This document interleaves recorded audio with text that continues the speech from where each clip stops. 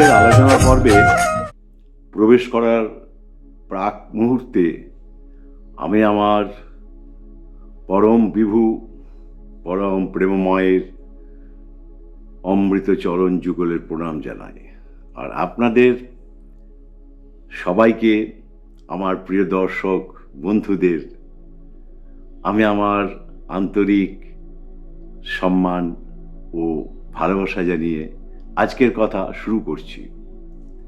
আমি প্রতিদিনই নতুন নতুন টপিকস নিয়ে একটু আলোচনা করি, জানি না আপনাদের ভালো লাগে কি না। তবে একটা অনুরোধ করব যে আপনারা সবাই কিন্তু চেষ্টা করবেন আমার ভিডিও নিচে যে কমেন্ট বক্স আছে সেই কমেন্ট বক্সে গিয়ে কমেন্ট করে দিতে, তাহলে আমি একটু জানতে পারবো। আপনাদের ভালো লাগলে আমি খুব আনন্দ পাবো, উৎসাহিত বোধ করব।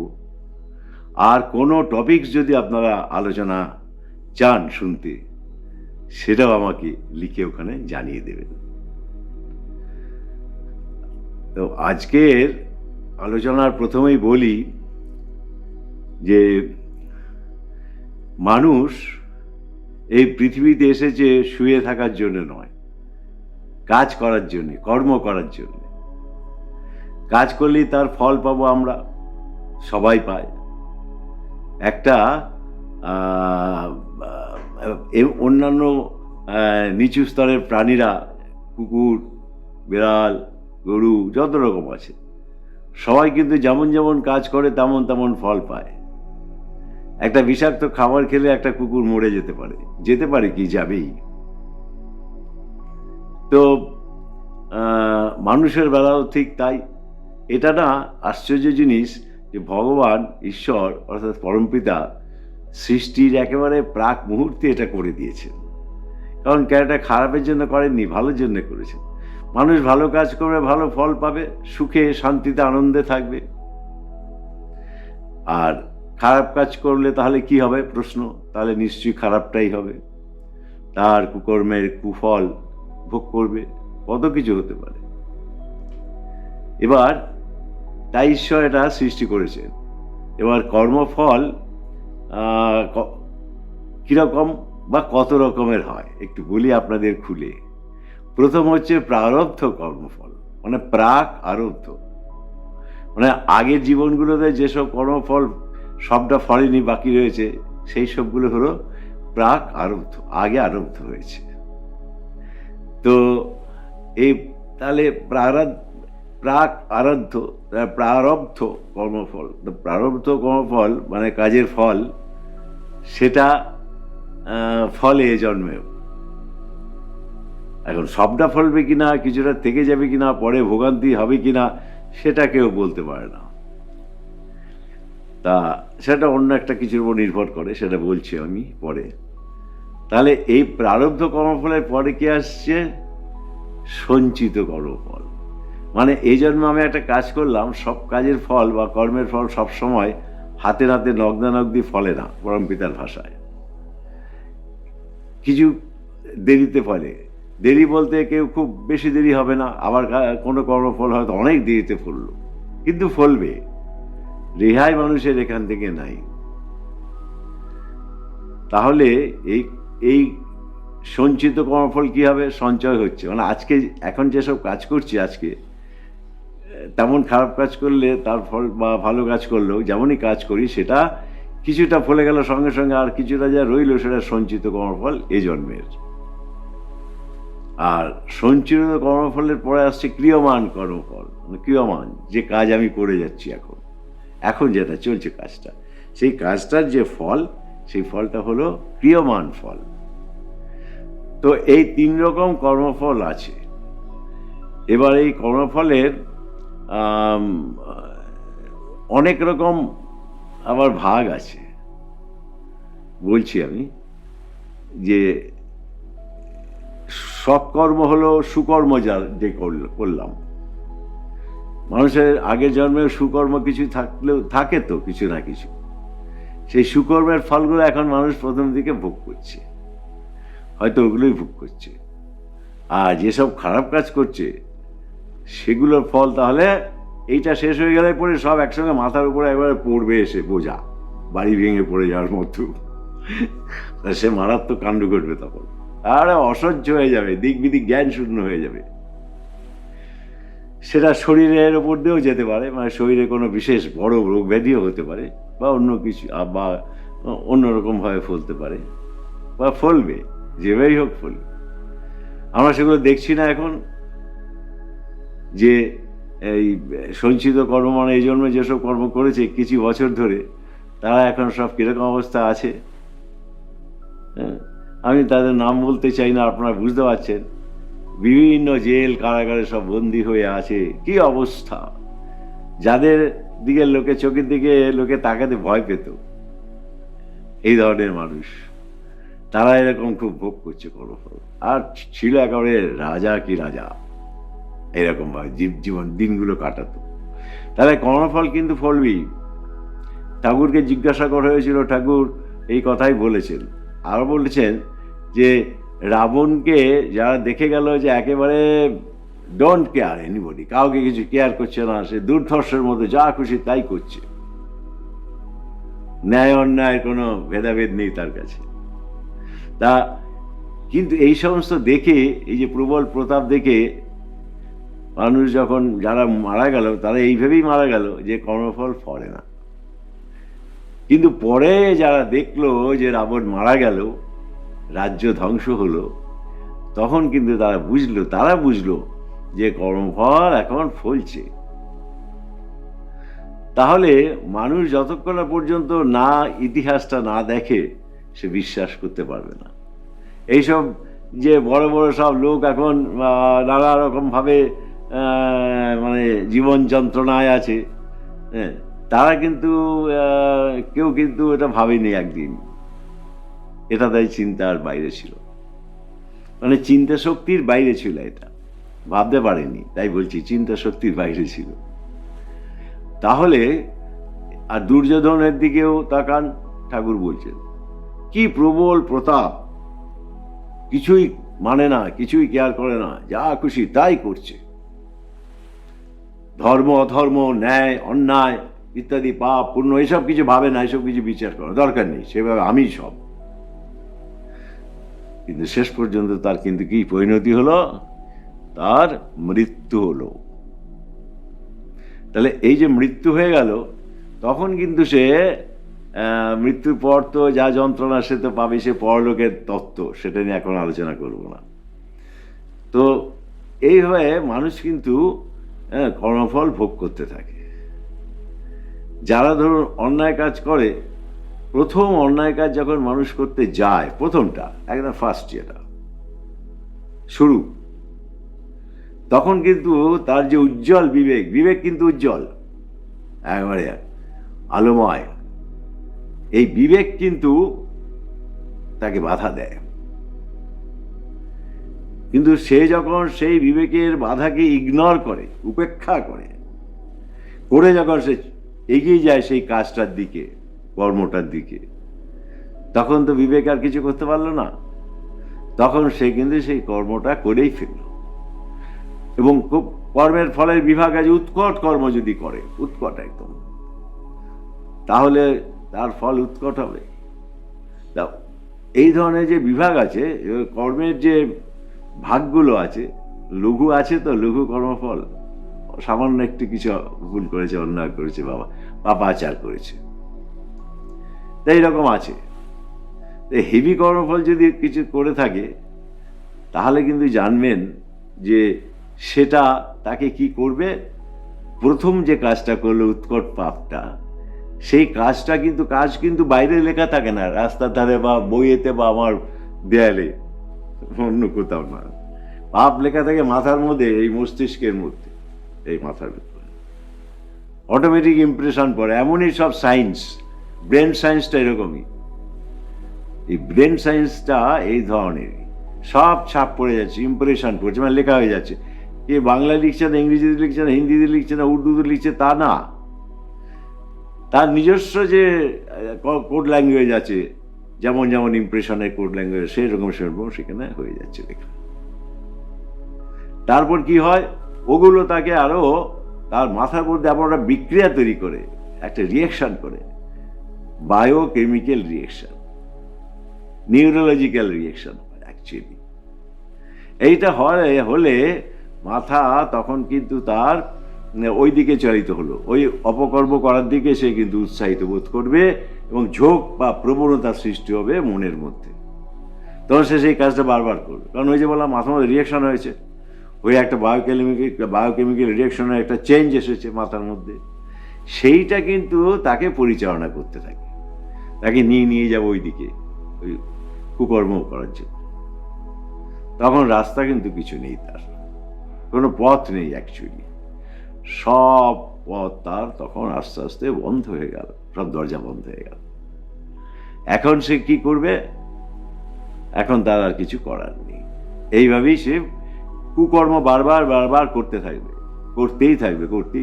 এবার যে প্রশ্ন করে যে কেন তার মনে এটা আসে না যে বিপদ আপদ হতে পারে?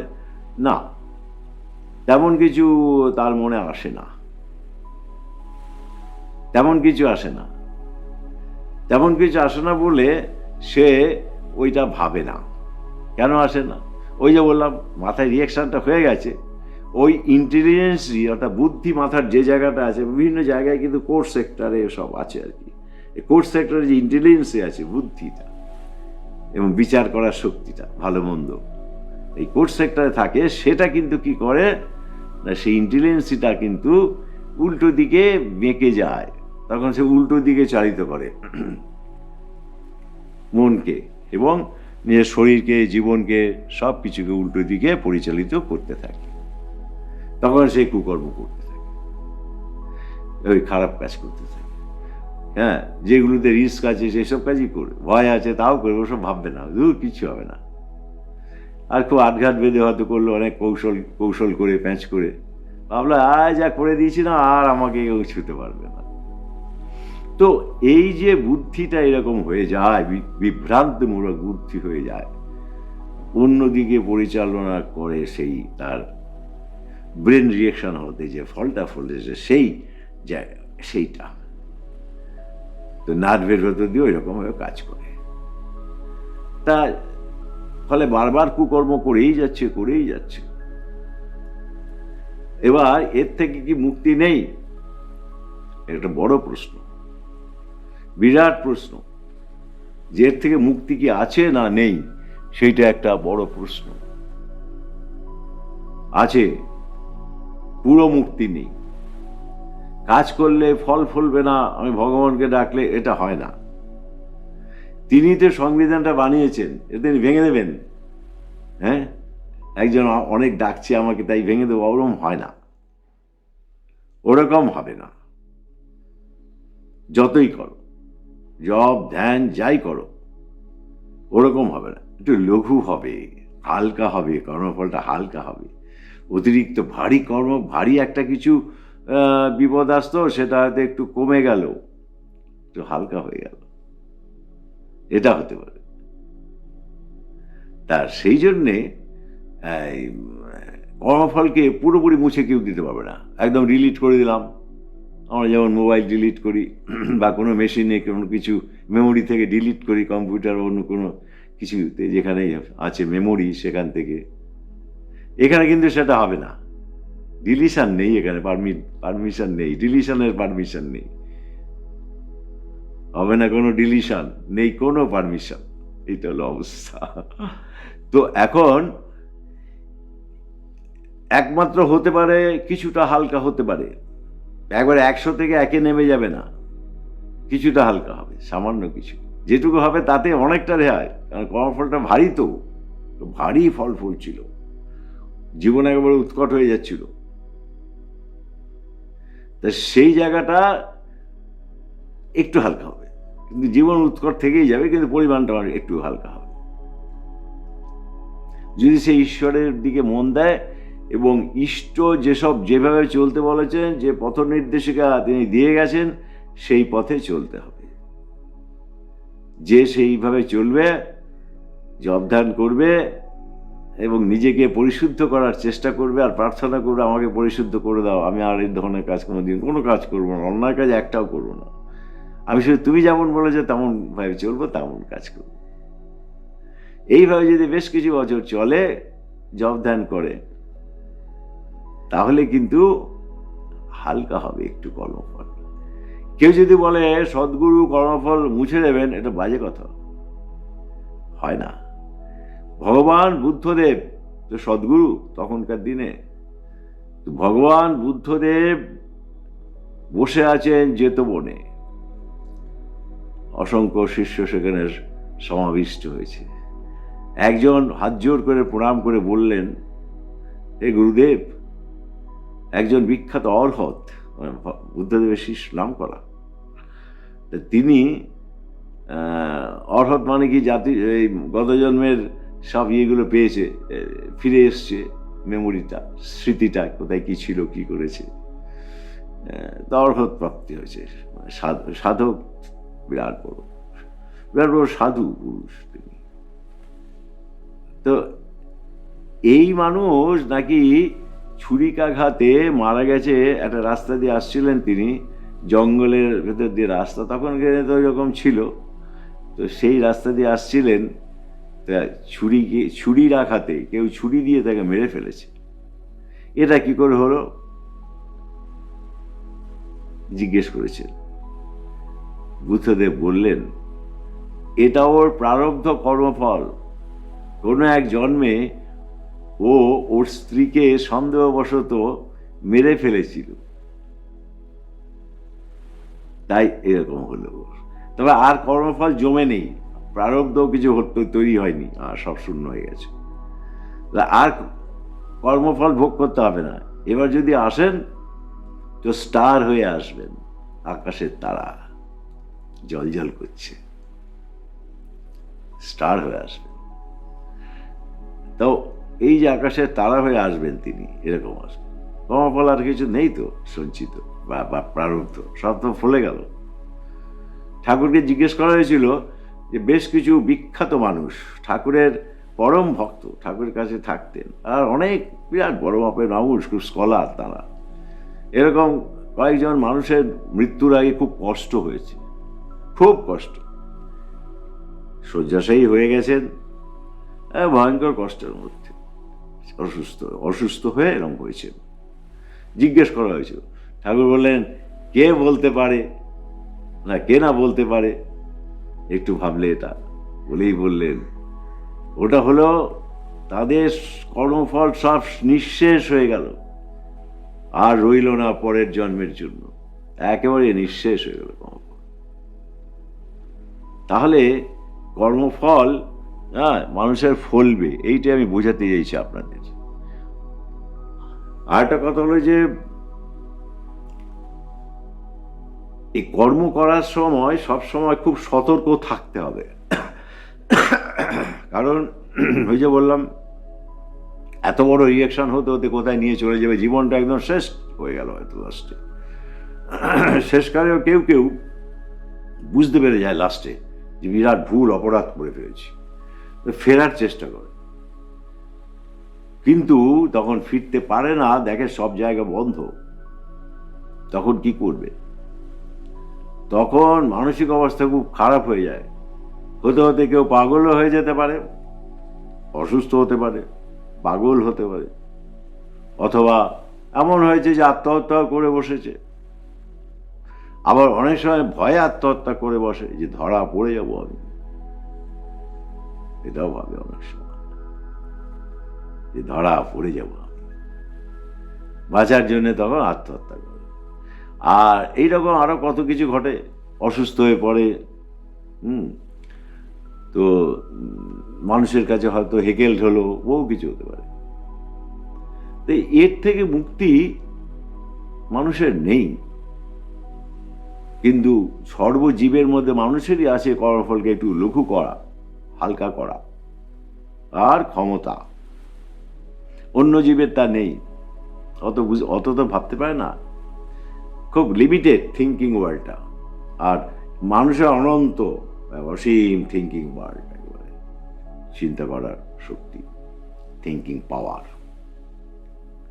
তো মানুষ তাই পারে। তবে একটা কথা, যে এক্ষেত্রে কিন্তু ওই ভালো করে বুঝে নিতে হবে ঠাকুর কি বলতে চেয়েছে। না বুঝলে হবে না। মানুষকে কেমন ধরনের কর্ম করতে বলেছেন ঠাকুর সেইগুলো বুঝতে হবে, সেটা না বুঝলে হবে না। সেগুলো আগে ভালো করে বুঝতে হবে, ভালো করে জানতে হবে। বই পড়া হয় মুখস্থ কেউ বলে দিলে হবে না, ওটা ব্যাখ্যা চাই, বুঝিয়ে দিতে হবে, তবে তো মানুষ বুঝতে পারবে, নাহলে কি বুঝতে পারবে, তাই না? তা যে কোনো ঠাকুরের কথার মানে ব্যাখ্যা বুঝতে হবে। ভালোবাসা কিন্তু মাখামাখি করো না, সত্যানুসরণে বলেছেন। ধরুন সত্যানুসরণই অজস্র বই আছে, তো সত্যানুসরণটাই দিচ্ছে। তা ভালোবাসলে মাখামাখি করলে কি হবে? আমি একটা মানুষকে ভালোবাসি, সেও আমাকে ভালোবাসে, তাহলে খুব মাখামাখি হয়ে যাচ্ছে, এতে কি হবে? এই জায়গাটা বুঝতে হবে। এইটা হলো ব্যাখ্যা। কেন নিষেধ করেছে? নিশ্চয়ই ক্ষতি হবে, তাই দিয়ে নিষেধ করেছে। কিন্তু কেন, কি ক্ষতি হতে, কি কি কি কি ক্ষতি হতে পারে? তা এইরকম ভাবে সব বুঝে মানুষ যদি চলে যতটা সম্ভব, কিন্তু বেসিক জায়গাগুলো ঠিক রাখতে হবে। আর একটা কথা বলে এই প্রসঙ্গে মনে পড়ল যে মানুষ কখনো হুট করে পরিবর্তন হয় না। ঠাকুর বলছেন বহু বহু বছর ধরে একটু একটু করে পরিবর্তন হতে থাকে, কারণ এটা তার যে জন্মগত স্বভাব, তার সঙ্গে এর তো একটা কনফ্লিক্ট, ঠক্কর লাগবে। সেই জন্য তো তিনি ঠাকুর ঠক্কর লাগিয়ে দেন যারা তাকে ভালোবাসে। তাহলে এই যে কনফ্লিক্ট বা সংঘর্ষ তৈরি হয়ে গেল মনের মধ্যে, এর মধ্যে দিয়ে ঠাকুর এর যা কথা বলা আছে সেটা যদি জিতে যায় মনের মধ্যে, তাহলে হয়ে গেল। আর খুব ধীরে ধীরে পরিবর্তন হয় এসব করতে করতে। এগুলো প্র্যাকটিস, নিত্য প্র্যাকটিস। খাই দায় ঘুমায় আর টিভি দেখে ওই প্র্যাকটিস না, তাহলে ওই ওর মধ্যেই থাকবে। কখন কোনটা কর্মফলটা কবে কি করেছিল কোন জন্মে বা এ জন্মে তার নেই ঠিক, সেইটা হুট করে আক্রমণ করে বসলো, সেই কর্মফলটা গানের উপর এসে পড়লো, লাভ দিয়ে পড়লো। তখন কি করবে? বেঁকে যাবে তো, লাভ দিয়ে পড়েছিল, সোজা পড়েছিল, বেঁকে গেল এরকম। তো এই জন্যে বলছি যে সবটা বুঝে ওই পথে চলতে হবে। এবার ওই ছোট্ট একটা গল্প না, কাহিনী আর কি, ঠাকুরের ওখানে একটা ঘটনা। একজন ভক্ত ছিলেন ঠাকুরের, আমাদের গুরু ভ্রাতা তিনি। তখনকার দিনে তিনি প্রায় 20 বছর ঠাকুরের কাছে তখনও আছেন আশ্রমে, সব কিছু কাজ অনেক কিছু করেন, যাজন করেন, এ করেন সব। যাই হোক, আশ্রমে যখন যেটা প্রয়োজন সে কাজও করেন। তিনি হঠাৎ দিন সকালে এসে বসে আছেন ঠাকুরের সামনে, মুখটা খুব বেজার করে। ঠাকুর কিন্তু এমন মানুষ ছিলেন, তার চোখ যে কতগুলো ছিল তা বোঝা যায় না, অনন্ত চোখ, সব দিকে লক্ষ্য রাখছেন। কিন্তু হঠাৎ বলেন, কি হলো তোর, তুই মন খারাপ করে বসে আছিস, কি হয়েছে? কি কিছু বলে না। আরেকবার জিজ্ঞেস করলেন, বলে না। তুই একা বলবি? হ্যাঁ। তখন একা শুনলেন, কেউ যা সরিয়ে দিলেন সবাইকে তফাতে দিয়ে, একা শুনলেন। কি না, তিনি বলছেন যে আমার এই 20 বছর আপনার কাছে থেকে আমার কিছু হয়নি,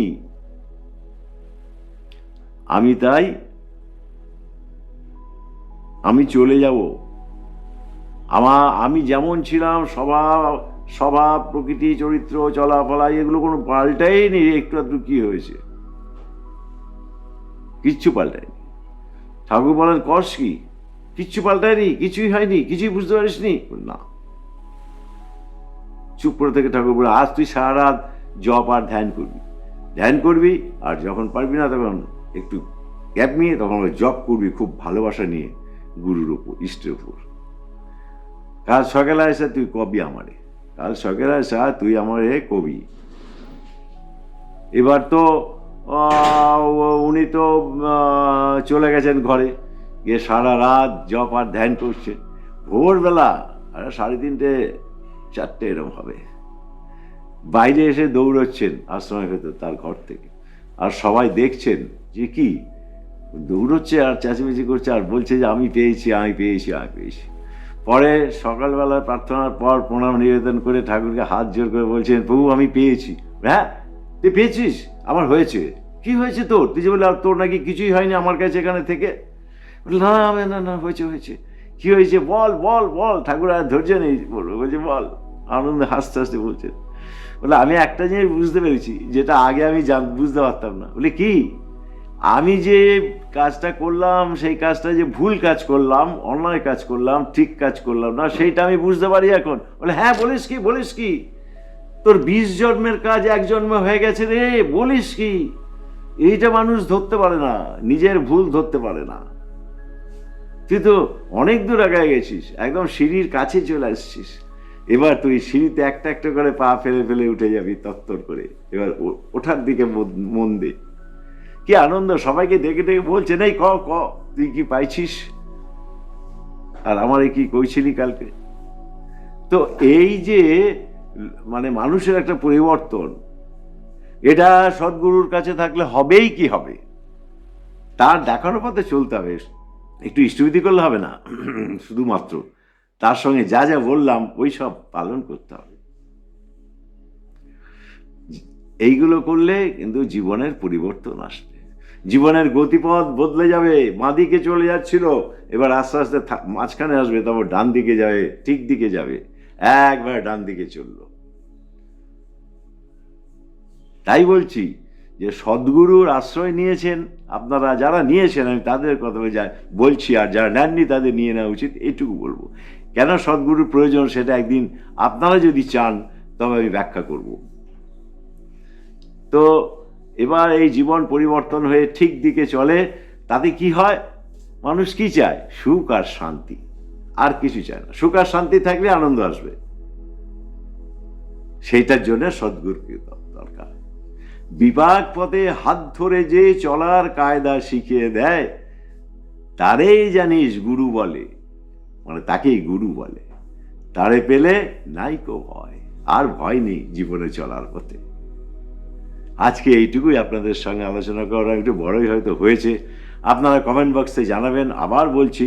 আর কোনো বিষয়, কোনো টপিকস, কোনো সাবজেক্ট যদি আপনাদের ইচ্ছে হয় শুনতে, সেটাও ওখানে লিখে জানাবেন।